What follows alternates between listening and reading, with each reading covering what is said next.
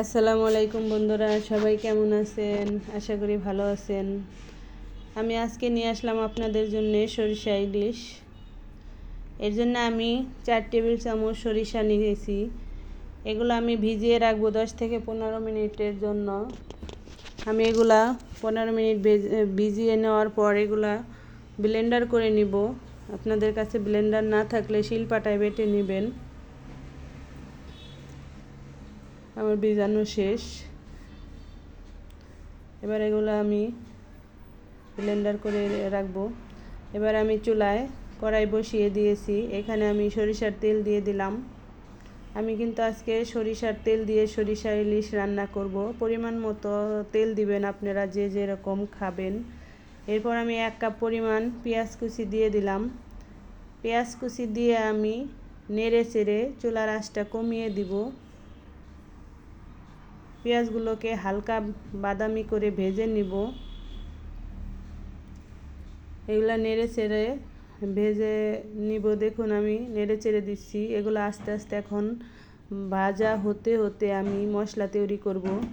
আমি হলুদ গুঁড়া 1/2 চামচ, মরিচের গুঁড়া 1/2 চামচ, ধনিয়ার গুঁড়া 1/2 চামচ এবং স্বাদ মতো লবণ এগুলা পানি দিয়ে পেস্ট করে নেব।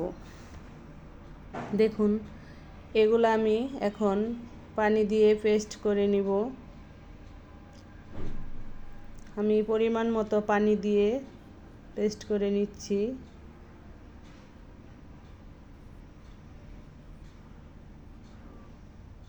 এগুলো পেস্ট করার পর আমি এগুলো কড়াইয়ে দিয়ে দিব তেলের মধ্যে।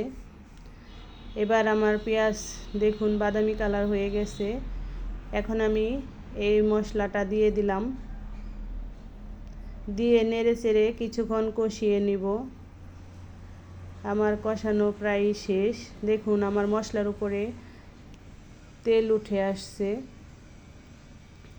এবার আমি সরিষা দিয়ে দিব। সরিষা কিন্তু আমি ব্লেন্ডার করে 10 মিনিট রেস্টে রেখে দিয়েছিলাম।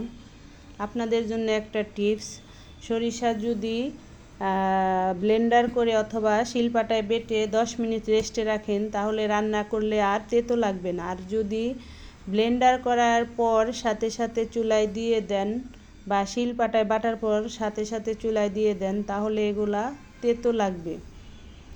এবার আমি সরিষাগুলো একটু নেড়ে চেড়ে কষিয়ে নিব। তারপর আমি এখানে ইলিশ মাছ দিয়ে দিব। ইলিশ মাছ দিয়ে আমি চুলার আঁচটা কমিয়ে দিব।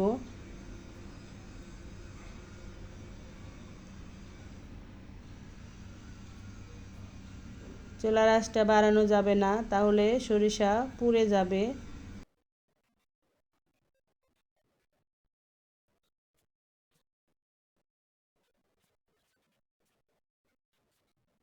এখন আমি ঢাকনা দিয়ে ঢেকে দিব 5 মিনিটের জন্য।